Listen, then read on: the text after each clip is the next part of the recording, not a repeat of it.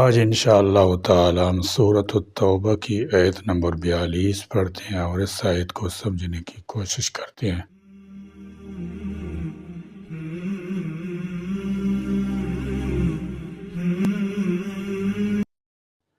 اعوذ باللہ من الشیطان الرجیم، بسم اللہ الرحمن الرحیم۔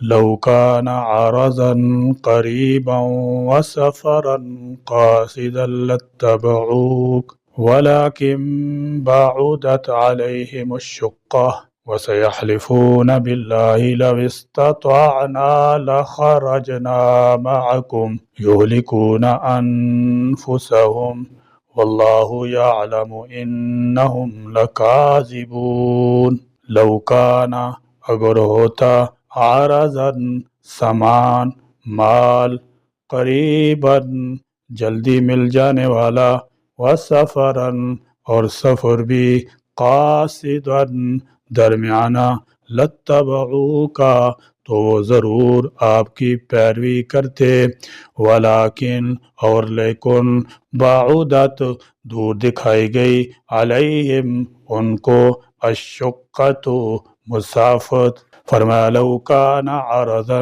قریبا وسفرا قاصدا لاتبعوک ولکن بعدت علیہم الشقہ۔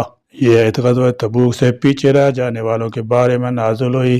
عارضاً دنیا کا وہ ساز و سامان جو انسان کی خواہشوں کے پیش نظر رہتا ہے، قاصداً جس کا حصول بالکل آسان ہو، الشقۃ درمیانہ یعنی جس میں شدید مشقت درپیش نہ ہوتی، الشقۃ وہ فاصلہ جو نہایت مشقت اور تھکن سے طے ہو، یہ مشقت سے مشتق ہے۔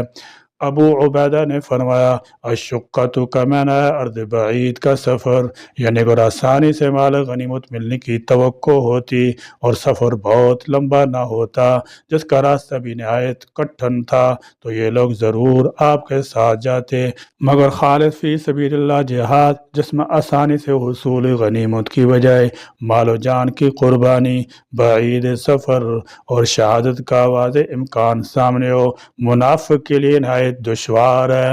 وَسَيَحْلِفُونَ اور ان قریب وہ قسمیں کھائیں گے، باللہ اللہ کی، لو استطعنا اگر ہم استطاعت رکھتے، لخرجنا تو ہم ضرور نکلتے۔ فرمایا منافقین کا حال یہ ہے، وَسَيَحْلِفُونَ بِاللَّهِ یہ اللہ کے نام کی قسمیں اٹھاتے ہیں، لو استطعنا لخرجنا معکم اور کہتے ہیں کہ اگر ہم طاقت رکھتے تو ضرور تمہارے ساتھ نکلتے، ہم کوئی ہیلا بہانہ نہ کرتے کہ ہمیں فلاں مجبوری ہے۔ فرمایا یہلکون انفسہم جھوٹے بہانے بنا بنا کر خود اپنے آپ کو ہلاکت میں ڈال رہے ہیں۔ ایسے بہانے اللہ تعالیٰ کے ہاں نہیں چل سکتے۔ صحیح ہیلا تو مسموع ہو سکتا ہے، سنا جا سکتا ہے، عمل کیا جا سکتا ہے، مگر جھوٹے بہانے تراش کر یہ خود ہی اپنے آپ کو تباہ کر رہے ہیں۔ چاہتے ہیں کہ کسی طرح لوگوں کے سامنے ذلیل ہونے سے بچ جائیں، مگر آخرت کی رسوائی اور ہلاکت کی کچھ پرواہ نہیں کرتے۔ معکم تمہارے ساتھ، یہلکونا وہ ہلاک کر رہے ہیں، انفسہم اپنی جانوں کو، واللہ اور اللہ، یعلم جانتا ہے، انہم بے شک وہ، لکاذبون البتہ جھوٹے ہیں۔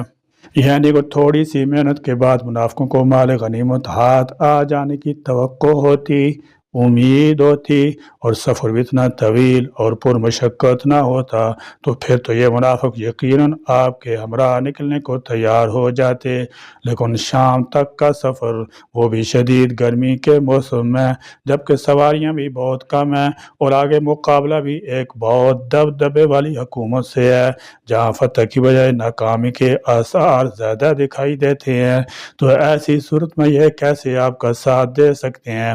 اب تو وہ یہی قسمیں کھائیں گے کہ اس وقت ہمارے حالات سازگار نہیں، ورنہ ہمیں آپ کے ہمراہ جانے میں کوئی عذر نہ ہوتا، اور وہ جھوٹے اس لحاظ سے نہیں ہیں کہ حقیقتاً جو باتیں اور خدشات انہیں جہاد پر جانے سے روک رہے ہیں انہیں وہ اپنے دلوں میں چھپائے ہوئے ہیں اور آپ کے سامنے ظاہر کر ہی نہیں سکتے، لہذا ادھر ادھر کی باتیں عذر کے طور پر پیش کر دیتے ہیں۔ بہرحال 20 دن تبوک میں قیام کرنے کے بعد رسول اللہ صلی اللہ تعالی وسلم اپنی فوج کے ہمراہ مدینہ منورہ کی طرف واپسی کا قصد فرمایا۔ مدینہ کے لوگوں کو آپ کی واپسی کی خبر ملی تو بڑے بچے عورتیں سب کے سب استقبال کے لیے باہر نکل آئے۔ بچیوں نے ثنیۃ الوداع کے مقام پر استقبالیہ گیت گائے۔ آپ صلی اللہ تعالی وسلم سب سے پہلے مسجد تشریف لے گئے، 2 رکعت نماز ادا فرمائی اور لوگوں کے پاس تشریف فرما ہوئے۔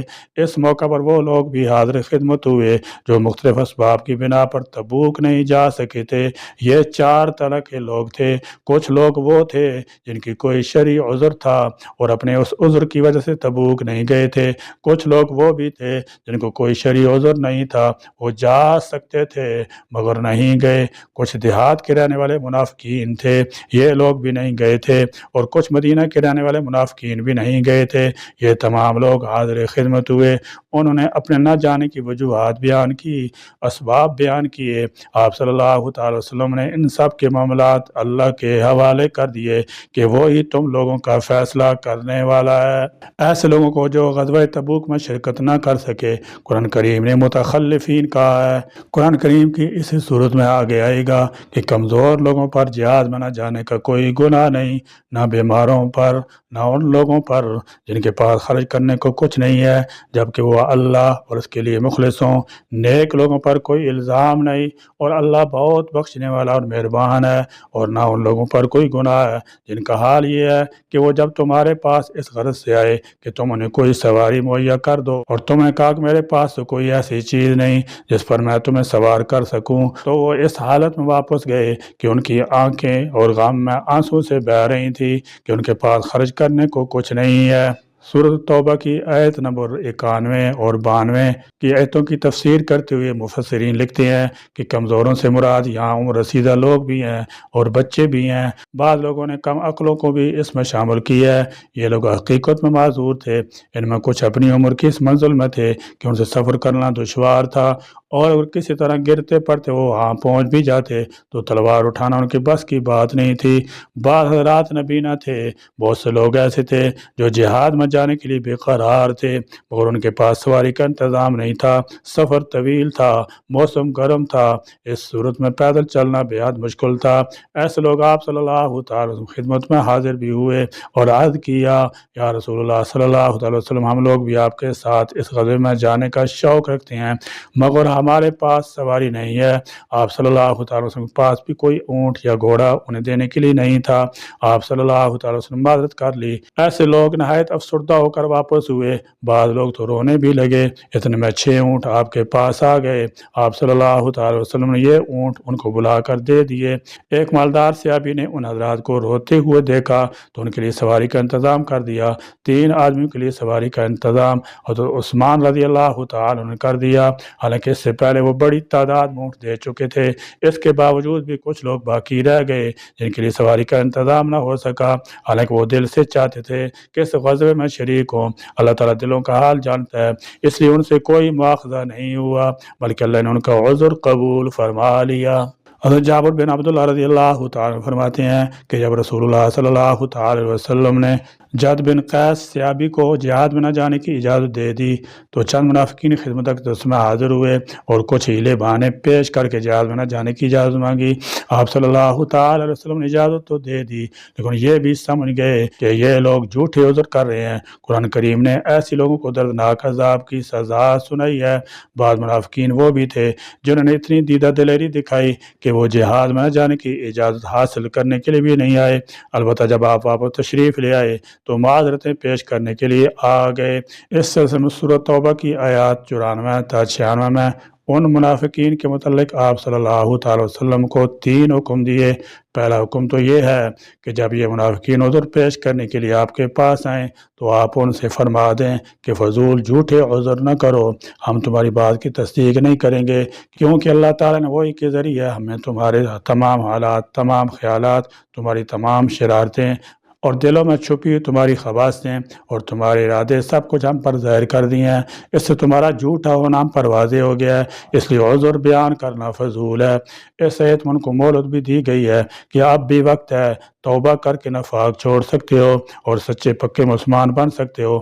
آئندہ اللہ اور اس کے رسول صلی اللہ تعالی وسلم تمہارا اعمال دیکھیں گے کہ وہ کیسے ہیں، انہی کے مطابق تمہارا فیصلہ ہوگا۔ اگر تم توبہ کر کے سچے پکے مسلمان بن گئے تو تمہارے گناہ معاف ہو جائیں گے، ورنہ یہ جھوٹے ہیلے بہانے تمہیں کوئی فائدہ نہیں پہنچائیں گے۔ دوسرا حکم دوسری آیت میں دیا گیا کہ یہ لوگ آپ کی واپسی کے بعد جھوٹی قسمیں کھا کر آپ صلی اللہ تعالی وسلم مطمئن کرنا چاہیں گے۔ ان کا مقصد اس سے یہ ہوگا کہ آپ ان کی ان غیر حاضری کو نظر انداز کر دیں، اس پر ملامت نہ کریں، آپ ان کی یہ خواہش پوری کر دیں، ان کو ملامت نہ کریں، نہ ان کو سرزنش کریں، تاہم ان سے اچھے تعلقات بھی نہ رکھیں، کیونکہ ملامت سے تو کوئی فائدہ نہیں جب ان کے دل میں ایمان ہی نہیں اور اس کی طلب و خواہش بھی نہیں، تو انہیں ملامت کرنے سے کیا فائدہ؟ فضول اپنا وقت کیوں ضائع کرنا؟ اور ان سے اچھے تعلق رکھنے میں یہ نقصان ہے کہ یہ منافق ہیں بلکہ در حقیقت کافر ہیں۔ اہل کفر نفاق سے دوستی نقصان دہ تو ہو سکتی ہے، نفع بخش نہیں ہو سکتی۔ تیسرا حکم تیسری آیت میں یہ ہے کہ یہ لوگ قسمیں کھا کر آپ کو اور مسلمانوں کو راضی کرنا چاہیں گے۔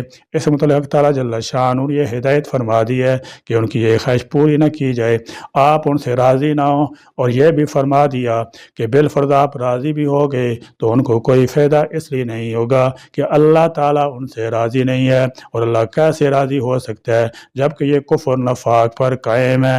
بعض صحابہ کرام بھی بلا عذر پیچھے رہ جانے والوں میں شامل تھے۔ ان میں بعض حضرات صحابہ کو غلطی کا احساس ہوا اور بعد میں روانہ ہوئے، جیسے حضرت ابو ذر غفاری بعد میں نکلے۔